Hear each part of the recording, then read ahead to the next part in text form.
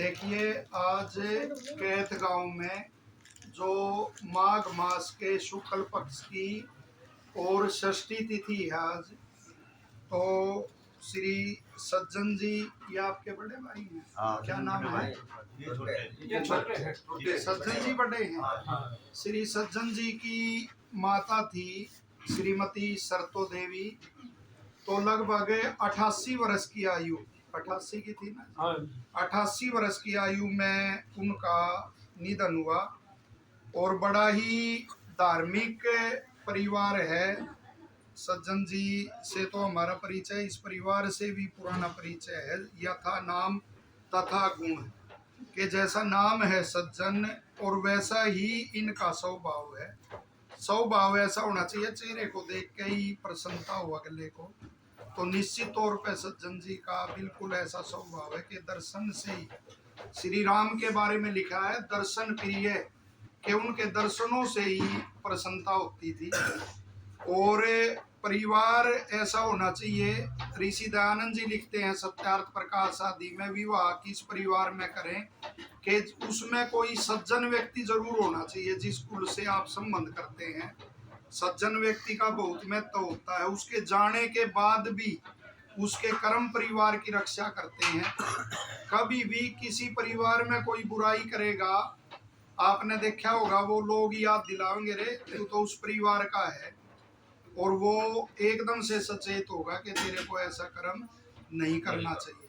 तो इस परिवार से सबको शिक्षा लेनी चाहिए। साथ ही माता चाहे किसी आयु में जाए और हमारी कोई भी आयु हो, तो माता का भाव निश्चित तौर पे होता है। मैं चिंतन कर रहा था कि माँ को ही लोग इतना क्यों महत्व देते हैं कि नाम से ही शांति मिलती है। तो एकदम से चिंतन आया, इसका कारण ये भी है, कहीं भी घूम लो आप, घर में आके शांति मिलेगी। तो माता का पेट तो क्या है जी? घर। और जिसमें कितने महीने रहे हमें? 9 महीने। और ये सिमट को खा के तो नहीं रहते हमने, लेकिन माँ को तो खा के ही रहते हैं। उसकी जो धातुएं होती हैं उनसे ही हमारा सारा शरीर और वो बनता है। इसलिए बार बार वही गर्भ के संस्कार आयु पर्यंत हमारे अंदर रहते हैं कि भाई जो आश्रय है सबसे ज्यादा, जो पृथ्वी पे जितने भी आश्रय हैं उनमें सबसे उत्तम आश्रय तो माँ का आश्रय माना गया है। और जिस परिवार में माँ की सेवा होती है, अब भी ऐसे उदाहरण सुनने में मिलते हैं। एक कासंडा गांव है, मलिक कासंडा में है ना, शायद कासंडा गांव है, वहाँ के एक पिताजी के शिष्य हैं धर्मवीर मलिका, भी मिले मेरे को, 10 दिन के करीब, डॉक्टर हैं वो बहुत बड़े। वो बोले मेरी माँ बीमार हो गई थी तो 1 साल नौकरी छोड़े, अपना काम छोड़े रखा, कि गांव में रहा किस लिए जी? माँ की सेवा के लिए। अपने गांव का उदाहरण मैं अब भी देता हूँ। एक एक्सीडेंट में होकर गुजर गए थे, वो क्या था, गुलाब के साथ गुजरे थे जो ना, एक अपना थे, वो नाम भूल गया, अपने बाप के लिए सब कुछ हो गए। जब बाप का पता लगा ना, मंगली का छोरे गुलाब मिला हुआ, हाँ हुए थे, हाँ दयानंद। जब ये होया कि बाप के पैर या क्या हो गए वो खराब, और वो कुर्सी पे लेकर उसको और उसकी सेवा करा, सब कुछ अपना काम छोड़ कर बाप के पास आ गए। तो ऐसे लोग अब भी बचे हुए हैं। उसी से ये पृथ्वी और वो बची हुई है, जो माँ बाप की सेवा करते हैं या सज्जनों का साथ देते हैं। और ये दिन इसलिए भी महत्वपूर्ण है। देखो, इस परिवार में एक वैदिक रीति से यह जो रहा है, अभी 3-4 दिन के बाद, कल ही है मकर संक्रांति, तो जो भीष्म थे महाभारत में, उन्होंने 58 दिन तक अपने प्राण रोक के रखे थे, सरसैया पे पड़े हुए। और ये था कि उत्तरायण में जब सूर्य आएगा, यानी मकर संक्रांति के दिन, तब मैं प्राण त्यागूंगा। तो 58 दिन तक उन्होंने प्राण त्याग के रखे, प्राण अपने वश में रखे। और आखिर में उनसे श्री कृष्ण ने ये कहा कि भाई आपसे कोई पाप नहीं हुआ, क्योंकि आप जैसा पितर भगत, पिता का भगत हमने कोई नहीं सुना कि एक पिता की ऐसी उसके लिए और इतनी भीषण प्रतिज्ञा आपने की, और इस कारण मृत्यु भी आपके क्या होगी? वश में होगी। वो मृत्यु वश में आपके हुई, इसका कारण केवल एक ही है कि आपने पिता की सेवा की। आगे उसने एक बहुत बड़ी बात कही, जो महापुरुषों का जो अंतिम उपदेश होता है वो बड़ा महत्वपूर्ण होता है। भीष्म जी जब प्राण त्यागने लगे तो सभी कौरव पांडु और खड़े हुए थे, उनके पास ऋषि भी वहां उपस्थित थे। तो भीष्म ने उनको यही उपदेश दिया कि भरतवंशियों, सत्य धर्म का पालन करना। महाभारत किसी के पास हो है आज देखना जाके, उनका अंतिम उपदेश ये था कि सदा सत्य धर्म का पालन करना, सत्य से बड़ा कोई धर्म नहीं। और सत्य धर्म का पालन करने वाला जो संगठन है आर्य समाज है, उसकी शिक्षाओं पर चलने वाला। आर्य समाज में होने वाला व्यक्ति अवश्य बुरा हो सकता है, ये गारंटी नहीं होती जी। अकार्य समाज में आ गया तो मेरे अंदर छल कपट ईर्ष्या द्वेष झूठ नीरा, ये नहीं हो सकता। लेकिन आर्य समाज की शिक्षाएं वो सकता है। तो उस सत्य धर्म का पालन करने वाला ये परिवार है। वरना आजकल देखो शाणे सपटे और पता नहीं क्या क्या पाखंडर वो चल गए, और ओम का नाम जपने वाला वो कोई नहीं रहा। माता का भी आश्रय छूट जाता है।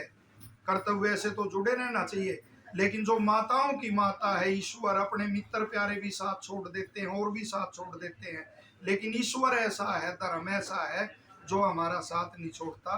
तो सदा सत्य धर्म का पालन करना चाहिए। जो यज्ञ है, ओम का नाम है, इनमें वो श्रद्धा रखनी चाहिए। और कभी भी देख लो आप, जितने ये काम बचे हुए हैं इतना ही सुख बचा हुआ है, इतनी मात्रा में। आप कहोगे ना हवन बिल्कुल कम बचा हुआ है, तो अच्छा ही कितनी बची है, कम बची। ओम का नाम जपने वाले कितने बचे हुए हैं, बहुत कम, उतनी अच्छा ही बचे। जितने ये पाखंड बढ़ रहे हैं उतना ही छल कपट बुराई एक दूसरे के को गिराने की चेष्टाएं ये वो उतना ही बढ़ता जा रहा है। तो इसमें ही सत्य धर्म में ये कहा उसने, नियत लगाओ। अगला उपदेश भी सबने दिया अंतिम, के सबके साथ कोमलता से व्यवहार करो। कितना बड़ा उपदेश ये था। राम भी जो सच्चा आर्य होगा उसका यही गुण मिलेगा कि अगले के साथ कोमलता से व्यवहार करेगा। राम रावण को मारने लगा, कितना पाप कर रखा था रावण ने, लेकिन रावण को जब राम मारने लगा तो युद्ध में आता है कि रावण एक दिन थका हुआ था और उस दिन राम उसको मार सकता था, लेकिन उसको छोड़ दिया कि भाई आज तू है ना थका हुआ है, जा अगले दिन युद्ध करेंगे। तो कभी भी देखोगे आर्यों की वृत्ति वो हमेशा कोमलता में मिलेगी। और कहा जो सच्चे धार्मिक विद्वान हैं उनके प्रति अपनी आस्था वो रखनी है। अंत में एक छोटी सी कथा माता की सुना के और आगे यज्ञ की प्रक्रिया शुरू करेंगे कि माता का कितना महत्व है। सच्चा गृहस्थ वही है, कभी भी देख लेना माता पिता पत्नी इनके प्रति जो सामंजस्य बिठा देता है ना, स्वभाव अलग अलग होते हैं सबके, पत्नी का कुछ भाव होगा, माँ का कुछ भाव होगा, पिता का कुछ भाव होगा। जब पत्नी के कारण माँ छोड़ दी या माँ के कारण पत्नी छोड़ दी तो गृहस्थ खत्म हो जाएगा। तो असली वो है जो माता का भी उतना आदर करके, सबसे ज्यादा माता का आदर करके और पत्नी को भी संतुष्ट रख के और भी सबको संतुष्ट करके कार्य करता है, वही उत्तम होता है। महाभारत में एक छोटी सी कथा आती है कि एक ऋषि का पुत्र था, उसका नाम चिरकारी था। चिरकारी कहते हैं बहुत सोच के काम करे, उसको कहते हैं चिरकारी। तो एक दिन उसने देखा उसके पिता ने, ऋषि ने, और बड़ा धर्मात्मा था चिरकारी, ओम का नाम लेता था। तो उसने देखा उसके पिता ने कि उसकी माँ किसी पुरुष के साथ हंस के बात करने लग रही, तो एकदम से उसको क्रोध हुआ और उसने चिरकारी को उपदेश दे दिया, आज्ञा दे दी। पिता की आज्ञा मानने था, पिता का वो था। जैसे राम ने 14 वर्ष का वनवास लिया, भीष्म पितामह ने ये प्रतिज्ञा की, तो उसने आदेश दिया कि भाई जब तक मैं वापिस आऊं संध्या आदि से निवृत्त होकर, 1 मिनट माता जी, तो उसने उपदेश दिया कि जब तक मैं आऊं तो इसका वध कर दिया अपनी माँ का, कि इसने ऐसा कर्म किया है। तो वो जब पिता दे के चला गया और चिरकारी तैयार हो गया कि भाई माता का वध करना, पिता ने कह दी, तो एकदम से वो चिंतन करता रहा कि माँ तो किसी भी सूरत में मारने योग्य नहीं है। एक बार ये हमारे को एक घटना सुनाई थी कि एक ने अपनी माँ पीट दी। तो मैं यज्ञ पे हमेशा कहता हूँ कि शराब पीने वाले दुनिया में करोड़ों मिल जाएंगे, लेकिन माँ को मारने वाला एक आध। मखा उसका पाप, इसका मतलब है बड़ा उन करोड़ों से भी बड़ा उसका पाप हो गया, मिला ही नहीं कोई। तो माँ उसने तो अपने भाई सारे जन्मों जन्मों के पुण्य नष्ट कर लिए। तो चिरकारी के अंदर जब ये बातें आई कि माँ तो किसी भी सूरत में वध करने योग्य नहीं है, उधर से पिता नाजा दे रखी। फिर उसके दिमाग में आया कि भाई माँ तो जितने भी मूर्तिमान देवता हैं पृथ्वी पे, माता पिता गुरु आचार्य के सबसे ऊंचा दर्जा किसका है?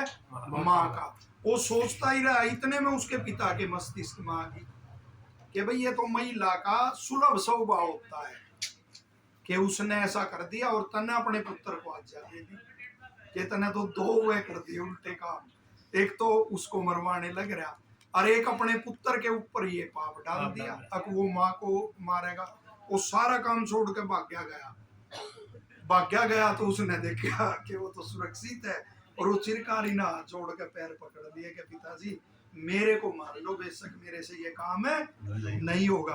तो उसने ये कहा बेटे तने अपना नाम आज सिद्ध कर दिया चिरकारी के देर तक सोच के जो काम करता है। तो जो माता पिता पत्नी आदि के प्रति जो गृहस्थ तो ऐसे सामंजस्य रखता है, सबका सम्मान करता है और सत्य धर्म पे चलता है, सबके साथ कोमलता पूर्वक व्यवहार करता है, सबकी उन्नति में अपनी उन्नति समझता है, तो निश्चित तौर पे वो सुखी जीवन जीता है। खाली धन ऐश्वर्य आदि ये भी गृहस्थ के लिए आवश्यक है, ईमानदारी से इनका संचय करना चाहिए, लेकिन साथ ही जो असली सुख है वो इसी कार्य में है। तो यही गुण धारण करके और इस परिवार में इस धर्म के प्रति जो सत्य धर्म है, यज आदि ओम का नाम जपना और जो सत्य शास्त्र हैं उनमें रुचि इस परिवार की होती रही और माता जी के जो गुण थे वो हम ग्रहण करते रहे और जो महिलाओं का सम्मान की प्रथा इस परिवार में वो चलती रही। इसी भावना से यज करेंगे और ईश्वर स्तुति प्रार्थना उपासना के मंत्र निवेदन है सभी साथ बोलेंगे, वो एक दूसरे से आगे भागे तो फिर हमारी भी लय बिगड़ेगी, वो जोर ज्यादा लगेगा।